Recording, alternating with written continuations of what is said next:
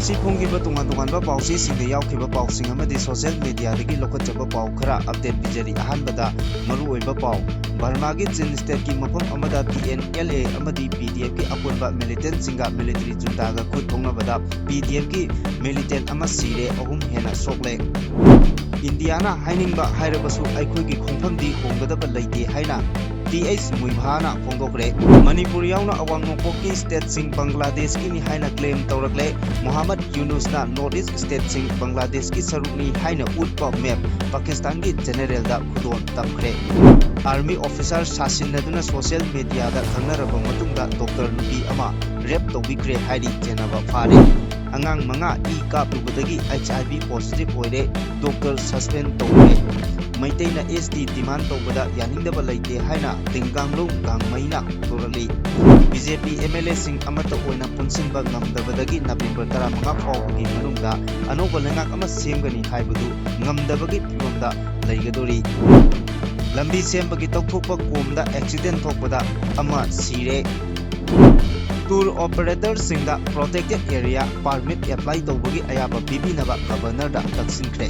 ꯆꯤꯡꯒꯤ district hospital 5ꯗ multipurpose speciality ꯁꯨꯅ ꯂꯩꯕ ꯍꯣꯁꯄꯤꯇꯥꯜꯒꯤ ꯊꯥꯛꯇ ꯁꯦꯝꯒꯠꯂꯒꯅꯤ ꯍꯥꯏꯅ ꯍꯦꯜꯊ ꯗꯤꯔꯦꯛꯇꯔꯅ ꯐꯣꯡꯗꯣꯛꯈ꯭ꯔꯦ꯫ ꯃꯨꯏꯚꯥꯅ ꯁꯦꯅꯥꯄꯇꯤꯗ ꯊꯨꯡꯂꯕꯗ ꯅꯥꯒꯥ ꯀꯝꯃ꯭ꯌꯨꯅꯤꯇꯤꯁꯤꯡꯅ ꯇꯔꯥꯝꯅ ꯑꯣꯛꯄꯗ ꯁꯔꯨꯛ ꯌꯥꯅꯕ UNCꯅ ꯈꯪꯍꯟꯈ꯭ꯔꯦ꯫ ꯕꯤꯍꯥꯔ ꯑꯦꯁꯦꯝꯕ꯭ꯂꯤ ꯏꯂꯦꯛꯁꯟꯒꯤ ꯀꯦꯝꯄꯦꯟ ꯀꯟꯈꯠꯅꯔꯛꯂꯦ꯫ ꯒꯥꯟꯙꯤꯒꯤ ꯐꯦꯃꯤꯂꯤꯒꯤ ꯃꯤꯑꯣꯏ 3 ꯃꯛ ꯁ꯭ꯇꯥꯔ ꯀꯦꯝꯄꯦꯅꯔ ꯑꯣꯏꯒꯗꯧꯔꯤ꯫ ꯑꯦꯁꯦꯝꯕ꯭ꯂꯤ ꯃꯨꯠꯊꯠꯂꯒ ꯅꯧꯅ ꯏꯂꯦꯛꯁꯟ ꯇꯧꯕ ꯄꯥꯝꯃꯤ ꯍꯥꯏꯅ ꯆꯔꯛ ꯆꯍꯤꯡ ꯅꯥꯏꯕ ꯄꯥꯝꯗ꯭ꯔꯦ ꯍꯥꯏꯅ ꯈꯨꯔꯥꯏꯖꯝ ꯂꯣꯀꯦꯅ ꯐꯣꯡꯗꯣꯛꯈ꯭ꯔꯦ꯫ ꯍꯧꯖꯤꯛ ꯄꯥꯎ ꯁꯟꯗꯣꯛꯅ ꯄꯤꯖꯔꯤ꯫ ꯃ꯭ꯌꯥꯟꯃꯥꯔꯒꯤ ꯆꯤꯟ ꯁ꯭ꯇꯦꯠꯀꯤ ꯃꯐꯝ ꯑꯃꯗ TNLA ꯑꯃꯗꯤ PDFꯀꯤ ꯑꯄꯨꯟꯕ ꯃꯤꯂꯤꯇꯦꯟꯠꯁꯤꯡꯒ ꯃꯤꯂꯤꯇꯔꯤ ꯖꯨꯟꯇꯥꯒ ꯑꯀꯟꯕ ꯃꯑꯣꯡꯗ ꯍꯧꯖꯤꯛ ꯈꯨꯠ ꯊꯣꯛꯅꯔꯤ꯫ ꯈꯨꯠ ꯊꯣꯛꯅꯕ ꯑꯁꯤꯗ ꯃꯤꯂꯤꯇꯔꯤ ꯖꯨꯟꯇꯥꯒꯤ ꯅꯥꯀꯜꯗ ꯑꯁꯣꯛ-ꯑꯄꯟ ꯑꯁꯤ ꯑꯅꯥꯒꯤ ꯄꯥꯎ ꯐꯪꯗ꯭ꯔꯤ, ꯑꯗꯨꯒ TNLA ꯑꯃꯗꯤ PDFꯁꯤꯡꯒꯤ ꯃꯔꯛꯇ ꯑꯃ ꯁꯤꯔꯦ, 3 ꯍꯦꯟꯅ ꯁꯣꯛꯂꯦ ꯍꯥꯏꯔꯤ꯫ ꯅꯥꯀꯜ ꯑꯃꯔꯣꯝꯗꯅ ꯂꯦꯞꯇꯅ ꯃ꯭ꯌꯥꯟꯃꯥꯔꯒꯤ ꯇꯣꯉꯥꯟ-ꯇꯣꯉꯥꯟꯕ ꯁ꯭ꯇꯦꯠꯀꯤ ꯔꯤꯖꯟꯁꯤꯡꯗ ꯍꯧꯖꯤꯛꯁꯨ ꯀꯨꯀꯤ ꯔꯤꯐ꯭ꯌꯨꯖꯤ ꯃꯤꯂꯤꯇꯦꯟꯠꯁꯤꯡꯒ ꯃꯤꯂꯤꯇꯔꯤ ꯑꯥꯔꯃꯤꯒ ꯃꯔꯛꯇ ꯑꯀꯟꯕ ꯃꯑꯣꯡꯗ ꯈꯨꯠ ꯊꯣꯛꯅꯔꯤ꯫ PDF, TNLA, KIAꯅ ꯂꯨꯆꯤꯡꯕ ꯃꯤꯂꯤꯇꯦꯟꯠꯁꯤꯡꯅ ꯈꯨꯗꯨꯝ ꯆꯜꯂꯝꯕ ꯃꯐꯝ ꯀꯌꯥ ꯃꯤꯂꯤꯇꯔꯤ ꯖꯨꯟꯇꯥꯅ ꯑꯃꯗꯤ ꯃꯁꯤꯒ ꯆꯠꯃꯤꯟꯅꯔꯤꯕ ꯒ꯭ꯔꯨꯞꯁꯤꯡꯅ ꯄꯨꯟꯁꯤꯜꯂꯒ ꯍꯟꯗꯣꯛꯄ ꯉꯝꯈ꯭ꯔꯦ꯫ ꯃꯈꯥ ꯇꯥꯅ ꯕꯔꯃꯥꯗ ꯕꯦꯖ ꯇꯧꯕ ꯀꯨꯀꯤ ꯃꯤꯂꯤꯇꯦꯟꯠꯁꯤꯡꯒꯤ ꯃꯔꯥꯏꯕꯛ ꯍꯧꯖꯤꯛ ꯇꯝꯕ ꯉꯝꯗꯕꯒꯤ ꯐꯤꯚꯝꯗ ꯂꯩꯔꯛꯂꯦ ꯍꯥꯏꯔꯤ꯫ ꯀꯨꯀꯤ ꯃꯤꯂꯤꯇꯦꯟꯠꯁꯤꯡ ꯂꯩꯐꯝ ꯀꯦꯝꯞꯁꯤꯡꯗ ꯑꯌꯥꯝꯕꯅ ꯊꯨꯒꯥꯏꯕ ꯂꯣꯏꯁꯤꯜꯂꯛꯄꯒ ꯂꯣꯏꯅꯅ ꯃꯅꯤꯄꯨꯔꯗꯒꯤ ꯀꯨꯀꯤ ꯃꯁꯤꯡ ꯊꯤꯉꯝꯗꯅ ꯍꯧꯖꯤꯛꯁꯨ ꯁꯤꯕ ꯂꯦꯞꯇ꯭ꯔꯤ ꯍꯥꯏꯔꯤ꯫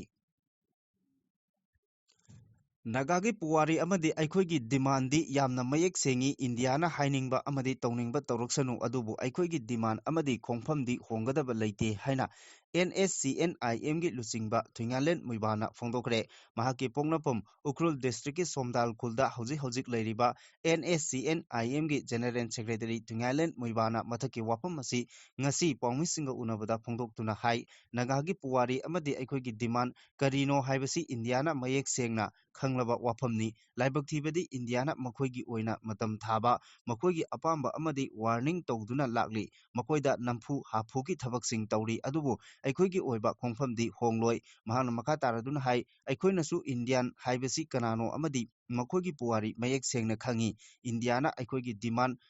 ꯏꯒꯅꯣꯔ ꯇꯧꯗꯨꯅ ꯂꯥꯛꯂꯤ ꯍꯥꯏꯕ ꯋꯥꯐꯝ ꯑꯁꯤ ꯑꯩꯍꯥꯛꯅ ꯀꯌꯥꯔꯛ ꯈꯪꯍꯟꯈ꯭ꯔꯦ, ꯑꯗꯨꯕꯨ ꯃꯁꯤꯒꯤ ꯄꯥꯎꯈꯨꯝ ꯃꯈꯣꯏꯅ ꯄꯤꯕ ꯉꯝꯗ꯭ꯔꯤ꯫ ꯑꯩꯍꯥꯛꯅ ꯉꯥꯡꯂꯤꯕ ꯑꯃꯗꯤ ꯍꯥꯏꯔꯤꯕ ꯋꯥꯐꯝ ꯄꯨꯝꯅꯃꯛ ꯃꯌꯦꯛ ꯁꯦꯡꯅ ꯈꯪꯏ, ꯚꯥꯞ ꯇꯥꯏ ꯍꯥꯏꯅ ꯏꯟꯗꯤꯌꯥꯅ ꯈꯪꯂꯕꯁꯨ ꯉꯁꯤ ꯐꯥꯎꯕ ꯋꯥꯔꯣꯏꯁꯤꯟ ꯄꯨꯔꯛꯅꯕ ꯍꯣꯠꯅꯕꯒꯤ ꯃꯍꯨꯠ ꯗꯤꯂꯦ ꯇꯧꯗꯨꯅ ꯂꯩꯔꯤ ꯍꯥꯏꯅꯁꯨ ꯏꯟꯗꯤꯌꯥ ꯒꯚꯔꯟꯃꯦꯟꯠꯄꯨ ꯌꯥꯅꯤꯡꯗꯕ ꯐꯣꯡꯗꯣꯛꯈꯤ꯫ ꯃꯔꯝ ꯑꯁꯤꯅ ꯑꯩꯍꯥꯛꯅ ꯍꯥꯏꯔꯤ ꯃꯗꯨꯗꯤ ꯉꯁꯤ ꯑꯣꯏꯁꯅꯨ, ꯍꯌꯦꯡ ꯑꯣꯏꯁꯅꯨ, ꯅꯠꯇ꯭ꯔꯒ ꯆꯍꯤ ꯀꯌꯥꯁꯨ ꯑꯣꯏꯁꯅꯨ, ꯑꯗꯨꯕꯨ ꯑꯩꯈꯣꯏꯒꯤ ꯈꯣꯡꯐꯝꯗꯤ ꯂꯦꯡꯗꯅ ꯑꯗꯨꯃꯛ ꯂꯩꯒꯅꯤ꯫ ꯑꯩꯈꯣꯏꯒꯤ ꯏꯟꯗꯤꯌꯥꯒꯤ ꯄꯨꯋꯥꯔꯤ ꯃꯥꯡꯍꯜꯂꯣꯏ ꯑꯃꯗꯤ ꯅꯈꯣꯏꯅꯁꯨ ꯃꯁꯤ ꯀꯩꯗꯧꯅꯨꯡꯗ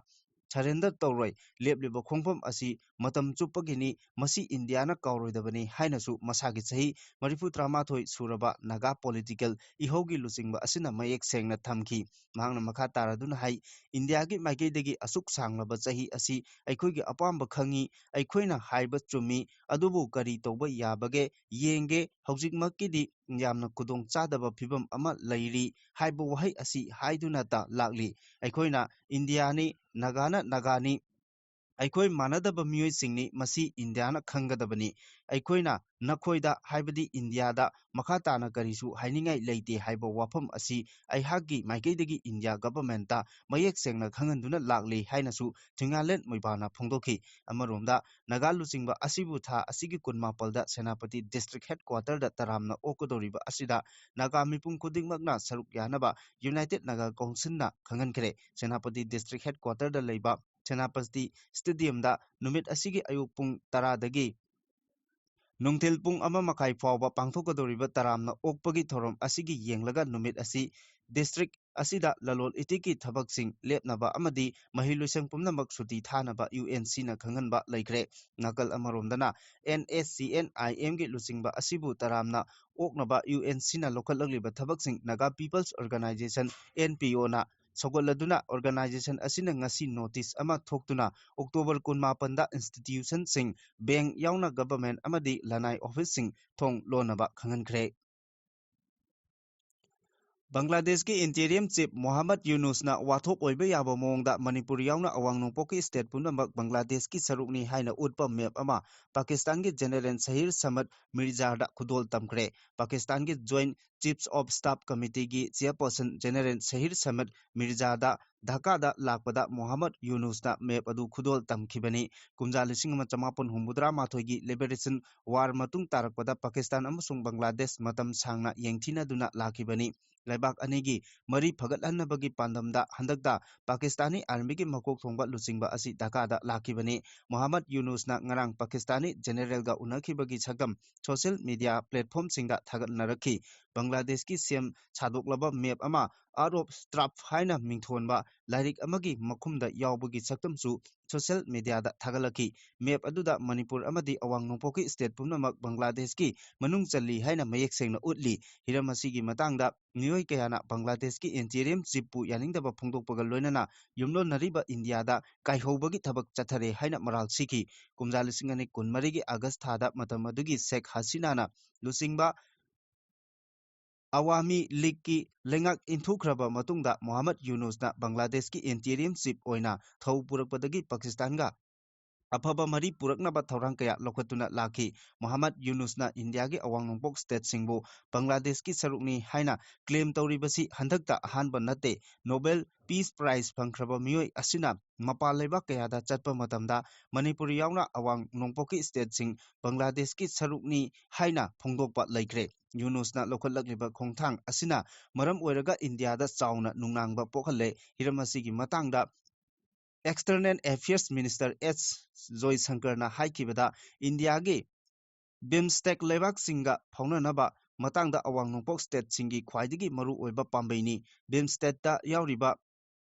ꯕꯪꯒ꯭ꯂꯥꯗꯦश ꯚꯨꯇꯥꯟ ꯏꯟꯗꯤꯌꯥ ꯃ꯭ꯌꯥꯟꯃꯥꯔ ꯅꯦꯄꯥꯜ ꯁ꯭ꯔꯤ ꯂꯪꯀꯥ ꯑꯃꯁꯨꯡ ꯊꯥꯏꯂꯦꯟꯗꯅ ꯃꯇꯝ ꯀꯌꯥꯒꯤ ꯃꯃꯥꯡꯗꯒꯤ ꯑꯃꯅ ꯑꯃꯒꯤ ꯃꯇꯦꯡ ꯄꯥꯡꯅꯅꯕ ꯊꯧꯔꯥꯡ ꯂꯧꯈꯠꯇꯨꯅ ꯂꯥꯛꯈ꯭ꯔꯕꯁꯨ ꯕꯪꯒ꯭ꯂꯥꯗꯦशꯅ ꯍꯟꯗꯛꯇ ꯏꯟꯗꯤꯌꯥꯒꯤ ꯂꯝꯈꯩ ꯐꯥꯎꯔꯒ ꯅꯦꯄꯥꯜ ꯚꯨꯇꯥꯟ ꯑꯃꯗꯤ ꯃ꯭ꯌꯥꯟꯃꯥꯔ ꯇꯝꯅ ꯄꯣꯠ ꯆꯩ ꯄꯨꯊꯣꯛ ꯄꯨꯁꯤꯟ ꯇꯧꯅꯕ ꯊꯧꯔꯥꯡ ꯑꯃ ꯏꯟꯗꯤꯌꯥꯅ ꯑꯌꯥꯕ ꯄꯤꯈꯤꯗꯦ ꯃꯇꯨꯡ ꯇꯥꯔꯛꯄꯗ ꯌꯨꯅꯨꯁꯅ ꯆꯥꯏꯅꯥꯒ ꯈꯨꯠꯁꯝꯅꯗꯨꯅ ꯏꯟꯗꯤꯌꯥꯒꯤ ꯑꯋꯥꯡ ꯅꯣꯡꯄꯣꯛ ꯊꯪꯕ ꯁ꯭ꯇꯦꯠꯁꯤꯡ ꯈꯨꯗꯨꯝ ꯆꯟꯅꯕꯒꯤ ꯋꯥꯐꯝ ꯐꯣꯡꯗꯣꯔꯛꯈꯤ ꯏꯟꯗꯤꯌꯥꯅ ꯀꯔꯤꯒꯨꯝꯕ ꯄꯥꯀꯤꯁꯇꯥꯟꯗ ꯑꯦꯇꯦꯛ ꯆꯠꯊꯕ ꯇꯥꯔꯕꯗꯤ ꯑꯋꯥꯡ ꯅꯣꯡꯄꯣꯛ ꯁ꯭ꯇꯦꯠꯁꯤꯡ ꯈꯨꯗꯨꯝ ꯆꯟꯒꯅꯤ ꯍꯥꯏꯅ MD ꯌꯨꯅꯨꯁꯅ ꯐꯣꯡꯗꯣꯛꯈꯤꯕꯁꯨ ꯂꯩꯈꯤ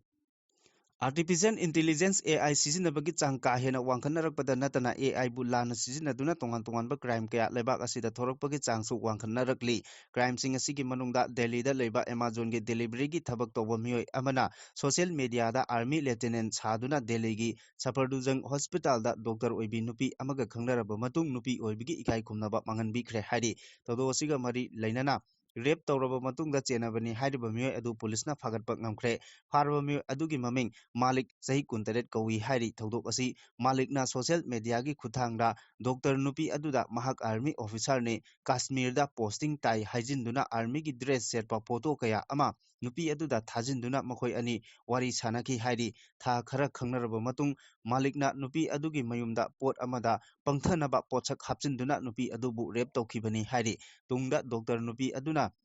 ꯁꯐꯔꯗꯖꯪ इनक्लेव पुलिस स्टेशन कंप्लेन तौरपदगी पुलिस की टीम अमना नुपा अदु चातापुर एरियादगी फागटपा ngamkhibani फारबा मालिक की मथक्ता बैक्टीरिया न्याय साहित्य ngakpigani भारतीय न्याय साहित्य BNS Act makada case ama register tawduna makha taba investigation chathaba hokre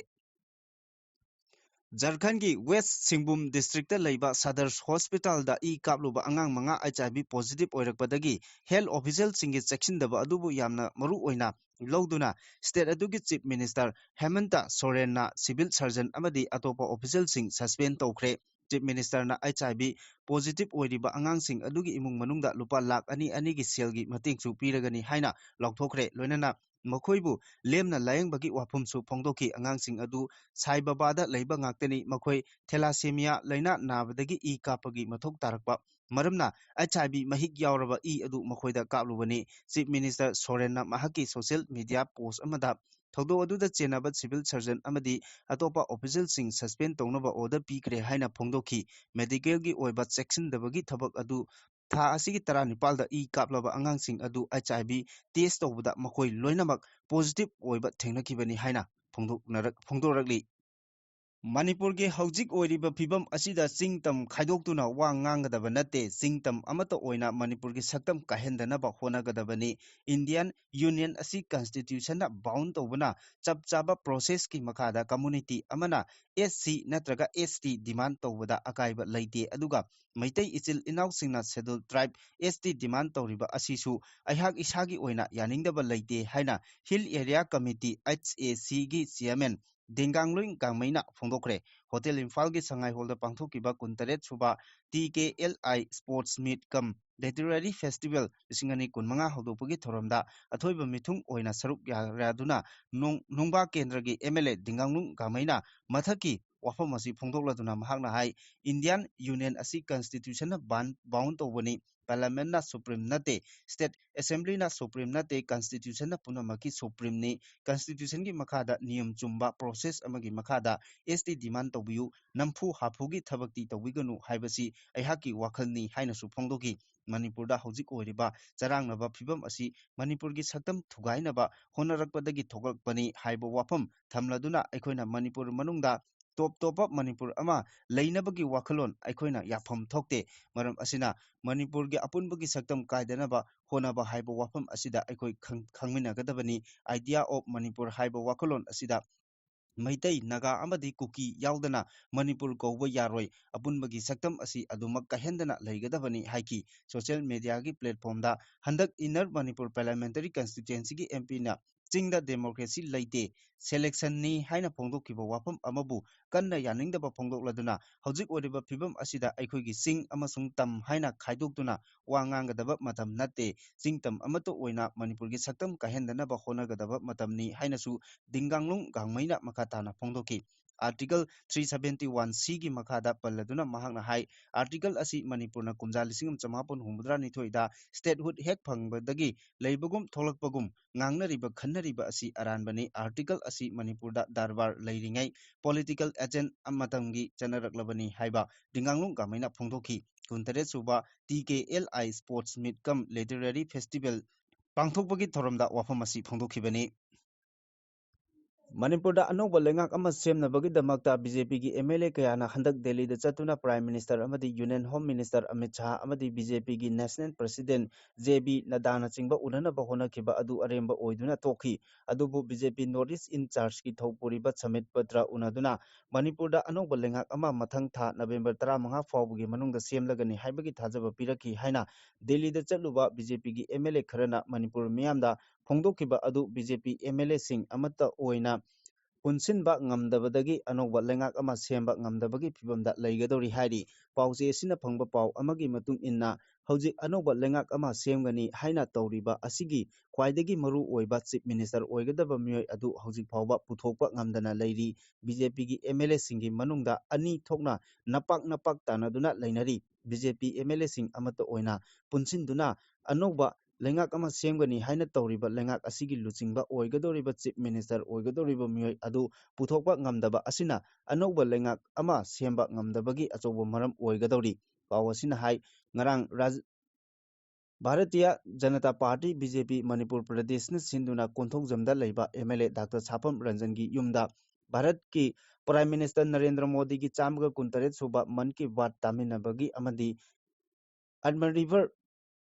Bharat Sankal Abhiyan Bidan Sabha Samelan Haudopagi Thoram Amadasu BJP MLA Sing Masing Suna Saruk Yakide Masina BJP gi MLA Sing Manungda Kanglup Ani Thokna Napak Tanaduna Leire Habesi Mayek Sengna Utpa Male Hari Pawasina Makataraduna Pongbopada Sapam Ranjangi Yumda Pangthokiba Thoram Adu BJP National gi Lucingba Singi Maikaidegi Manipurda Ladiba BJP Block Singdasu Paksana Pangthoknaba Khangalaki Adubu BJP Manipur Pradesh na Central BJP gi Lucingba Singna Pirakpa Thodang Asi Mai Pakna Pangthokpa Ngamdabani Masina BJP gi MLA Sing Amasung Maru Oiba Thoupuba Sing State Morcha gi Office Bearer Singi Marakta Punsinba Ngamdabagi Achoba Maram Ama Ohele Hairi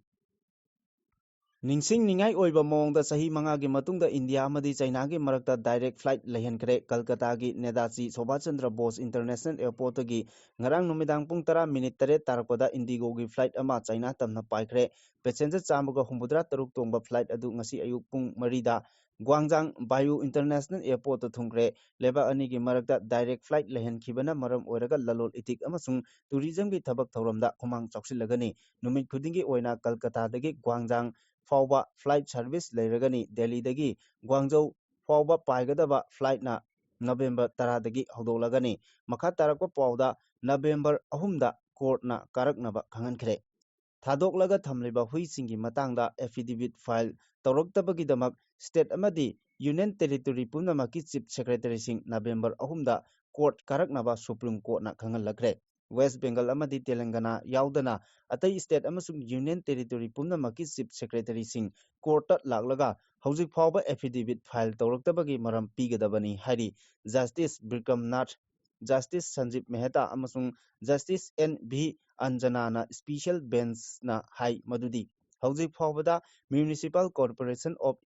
Delhi yauna West Bengal amasung Telangana August 12 da pikiba court ki yathang induna affidavit file tawrakle atai state amasung union territory singdi hojik phawba hiramasi gi matangda affidavit file tawrakpa laitri India ki tongan ba mafamda thadok thamliba hui sing miyamda kudong chadaba mayokna hanbagi matangda CS na so moto case lokhatkibani National Highway Number 2 Imphal Dimapur Lambi Sembagi Tokthokduna Thamba Komda accident thokpada mioi ama laikidre thangja numiki numidang pung 3 rom tabada Kaithel Manbi military colony manakta tokthoklaga leiba kom amada tasinbadagi laikidraba mioi adu Haipi village dagi Paugangmang Kipgen Kawi Thodo asigi matangda mafam adugi miyamna National Highways and Infrastructure Development Corporation Limited ki section daba thongna naha oriba mioi adu laikidabani haina maral siri National Highway Pakthok Chauthokhanbagi saruk ama oina lambida chauna tokthoklabasu ningthina khajindabaga loinana mafam aduda kom leire haibagi signboard na singba amata thetpa leite hairi thodok adu thokpagi paw hek phangbaga Kangpokpi police na mafam aduda changsinduna hakchang adu lokhatlaga district hospital da pukhatki thodok thokpamgi miyoi singna phongdokkibagi matung ina Kaithel Manbi amasung Kangla Paharda Matau asumna accident thokpa handakna ahanba natte numit kharani gi mamangdasu bike thorokpa mioi ahum komda tasinbadagi aso open nangkhibasu laikre ngarang ayuksu seng thanna hapa truck ama komda puthaki NHIDCL na mathau ningthina pangthoktabana miyamda khudongthiba kaya asi mayokna hanbani hairi State asida tourism gi thabak thoramsing hena phagathanbaga loinana smart travel gi khudongchaba phanganaba pandamda tour operator singna magi client singi protected area permit PAP apply tawbagi ayaba pibinaba Indian Association of Tour Operator IATO Manipur gi Maikaidagi Governor Ajay Kumar Balada taksinkre Indian Association of Tour Operator AITO Manipur gi State in charge H Radhakrishnana Lucingba Miyoi Marina Saba Miyut Kangbu Amana Raj Bhavanda Governor Ajay Kumar Balaga Unaduna Manipurda tourism sector phagathanaba amasung smart travel lehenabagi matangda wafam kaya thamkre lonana Manipurda lakpa foreign tourist singi protected area permit PAP tananaba honabada tour operator singna mayoknariba khudong chadaba sing kaya adugi matangda aiba churol amasu governor da pisinki Manipurda lakpa foreign tourist singna makhoi home country da hannaba visa tanaringai process manungda pre arrival PAP apply toropada ayaba pibinaba wafam project tawkhibaga loinana approve tawriba tour operator sing amadi IATO gi member singna makhoi gi client singi damak protected area permit PAP apply tawbagi ayabasu operator singda pibinaba governor da taksinki National Program for Control of Blindness and Visual Impairment HHS National Health Mission Directorate of Health Services Manipur amasung District Health Society Chandel na punna sinduna Love Your Eyes haiba theme da state ki thakta kuntarugrak suba World Sight Day lisingani kunmanga ki thorom District Hospital Chandel da pangthokre state ki thakta pangthokba thorom aduda Health Process ki Director Services ki Director Dr. N. Hemanta Kumar, Chief Medical Officer Chandel Dr. Joyson Matthew Monchang, Health Services की Joint Director Dr. Y. Premchandra, District Hospital Chandel की Medical Superintendent Dr. Sarvam Saksungna Mithunglen Singh oina saruk yaki thoromaduda Health Director Dr. N. Hemanta Kumar na hai mipung khudingmakna isagi mit asi nungsiba changi haiba asi artha yamna leiba amani Miyamna Hospital gi OPD da chatuna tongan ba anaba singidi layengba natraga check tawba toina chali adubu isana karimatan na chungdana karimata khalluba tawdana khalliba pangliba mit asi sungsoi soidabida check tawthokpiyo karigumba anaba yaramlabadi doctor tanabiduna sokchindringaida kalausi haina phongdokhi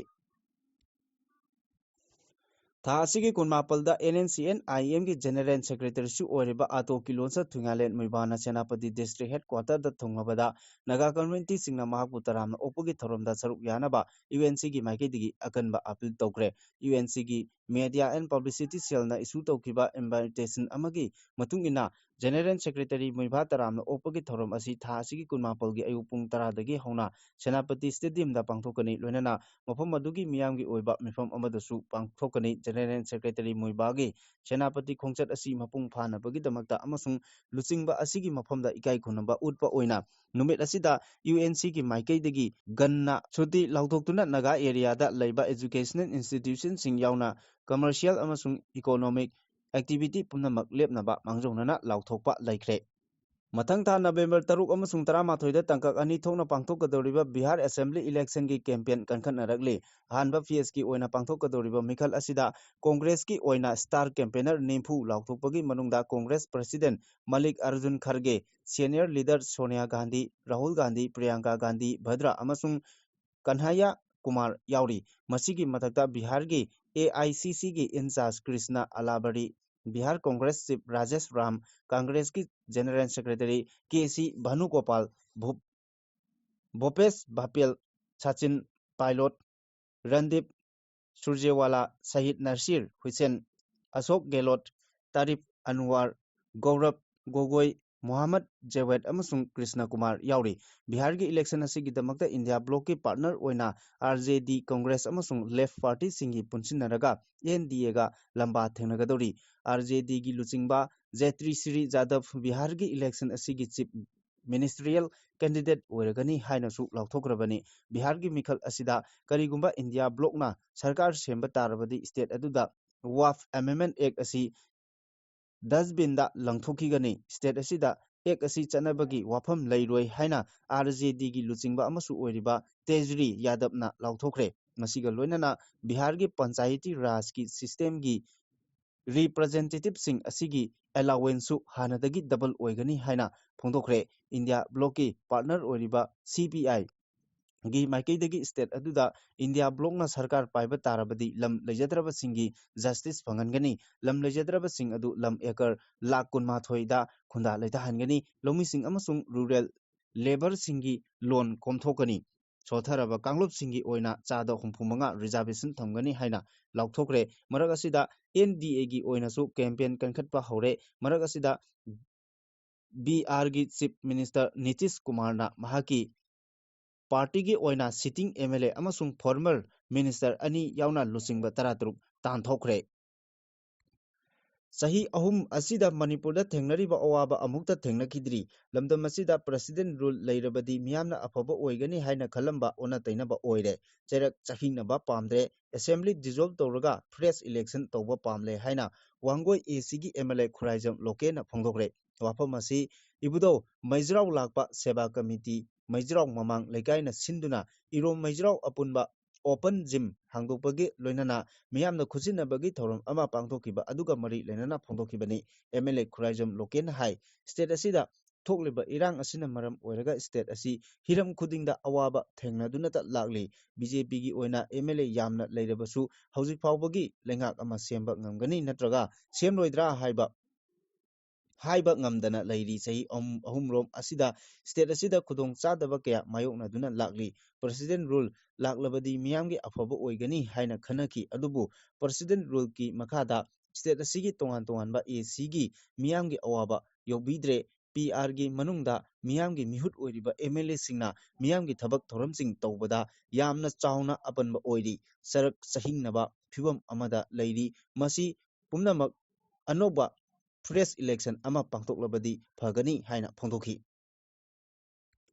School ki syllabus ta yalongmi singi puwari hapiyu haiba hiram asida nomagi oiba awareness program ama Kangleipak Minority Welfare Organization na Manipur Press Club ki Loktak Hall da pangthokre tongan ba saknairaba miyoi kaya yauna pangthokiba thorom aduda Kangleipak Muslim Welfare Organization gi President Nasir Khan na haikibada lamdam asida leminariba purup singi haurakpham asi school gi syllabus ta haptabana maram oiraga ngasi gi mirolna purup sing asigi haurakpham mayek sengna khangnadre masina maram oiraga lamdam asida kangkhong chaiba phibam ama ohenduna thokaningdaba thodok wathok kaya ama thokle marak asida CSO kharana lamdam asida khunda minarakhiba phurup kanglup masel khana chainaba thokanduna kangkhong chainaba thorang lokhali masi yamna laibak thibani maram aduna lamdam asida khunda mineriba phurupsing karamna haurakhi kadaidagi lakhi haibadu mayek sengna khanghanaba school gi syllabus singda yellow phurup singi puwari mayek sengna hapam thoi maduna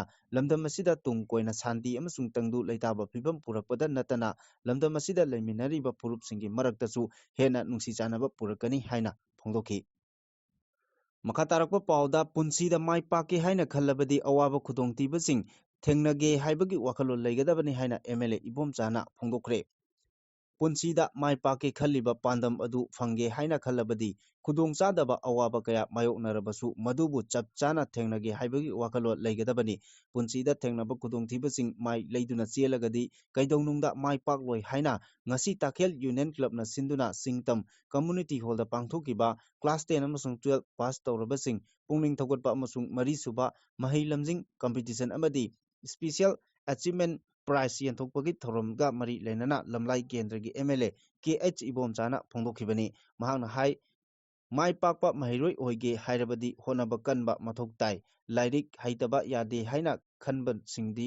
mahak kadaida poklakpano karamba school da tambage haibadu karisu nate pamliba pandam adu phangnaba honabada awa ana kaya thengnarabasu madu ninghanaba leitana khangba kanba amaga loinana mayoknaba changi karigumba matam amada mama mapa oiba singna masa sing lairik leinaba honaba natraga mingchanaba matamda nongmanini khak sonthaba haibada maduda khangba ngamdabagi lairik tamba toklage haibagi wakhalonsu leiroidabani chap yungba lairik ningthina tamgadaba yade punsida pamliba pandam adu phangdaba yade haina ninghanaba leitana honaraba khaktada maduda auba singna nungsina mateng pangningba phaurakani mapandagi pusilakpa ungi nga chabana hakchangda aduki matik sokhali charoidabani haina W Ibomchana phongdorakli capacity building of integrated fish farming for livelihood general gi matangda numit mangani chupna chathagadaba training program ama Bishnupur district ki Oinam ki community hall da pangthokre ICAR Central Institute of Cold Water Fisheries Research Bhimtal Nainital Uttarakhand na Department of the Fisheries amadi Bishnupur district ki Milk Cooperative Limited ka puna kusumna duna sinduna pangthokiba training program adu haudokpagi thoromda ICAR CRCFR Bhimtal gi principal scientist amasung head Dr. Suresh Chandra DFO Bishnupur K. Dineswar, Bimolgi Chairman Mamaithem Debananda, Cooperative Society Manipurgi Registrar W. Ibohalna Chingba Miyoi Kayana Saruk Yaki, Toromadugi Manung Chana Fish Farmer Singda, Ngamba Chinjakna Chingba Polam Kayasu Yantoki, Toromaduga Mari Lenana W. Ibohalna Hai, Manipura Mathau Taba Ngagi Chang, Asida Chada Maripu, Rom Tamak Lamdam Asida Putopa, Ngamli, Awatpasing, Mapalam Singdagi Pusilagtuna Chanari, Miyamna Yamna Pamna Chanariba Ungi Nga Asi, Miyubugi Haksangda, Sokanba, Patha Pumthanaba, Chemical Kaya Ama Habli. Hakchangda Kanaba Pinaba Chariba Nga Asi Chemical Hapana Maram Oraga Hakchangda Aduki Matik Sokali, Maramaduna Asikumba Chemical Yauba Nga Sing Asi Charuidabani Haina Pondoki. Jaliangrong Statehood Working Committee na Moral Support Bibi Naba Appeal Torli. India government ka wari sanabada mai pakhanaba moral support PBU haina Jaliangrong Statehood Working Committee na Jaliangrong Phuruki Miyoi Pumnamakta appeal torli committee asigi media cell na thadorpa chirol amana October 18 da Nepal suba round gi oina New Delhi da maru yamna oiba mifam ama pangthoktuna India government ka yasinaba puraknaba thorang locally Jaliangrong United Front yauna Hauzik Chathariba political talk asi khumang choksin handuna yasinaba puruknabagi damak Jaliangrong Phuruki organization pumnamakna matam ngaihak kaithokpiraga lining laisongi thoram pangthokpiyu miyamgi matenga loinana taibung mapugi thoujaldagi Jaliangrong Phurupna taliba demand sing soidana fangani haibagi thajaba lai Christian Church amadi Jaliangrong Herika Religious Institute amadi lanai miyoi pumnamak October 18 gi political talk mahi yalanaba matam ngayak kaithokpiduna lining laison gi thoram sing pangthokpiyu handaki matang asida India government na Jaliangrong Phuruki matam sangna tanduna laklaba demand sing soidana pirakani haibagi thajaba lai hainasu Chirol asin makhatana phongdorakli. Justice Surya Khan na mathangi CJI oiragani November 13 da Justice Surya Khan lebak asigi 52 suba Chief Justice oina thau puragani Supreme Court ki khwaidagi senior judge asibu mathangi Chief Justice ohenaba Chief Justice Bhushan Ramkrishna Gawaina recommend center da recommend tauki November 12 da Justice Gawaina matam loreduna thabaktagi potharagani chahi asigi May 13 dagi thau pukiba Gawaina Surya Kanpu mathangi Chief Justice ohenaba Union Law Ministry da thakiba recommendation adu ayaba pirakle hari kumja lising ani 18 gi May 13 dagi hauna Supreme Court ta judge oina thau purakiba Justice Surya Khan na kumja lising ani 19 ki February 10 phawba pham asi paikigani Supreme Court ki judge amana thabak dagi pothabagi matam asi masagi chahi 35 surakpadani kumja lising 1992 gi February 10 da Haryana gi Hisar da pokiba Justice Surya Khan Government Postgraduate College Hingsar dagi graduation loisilaba matungda kumja lising 1994 da Maharani Dayanand University gi Rohtak tagi LLB loisinki ahanbada mahak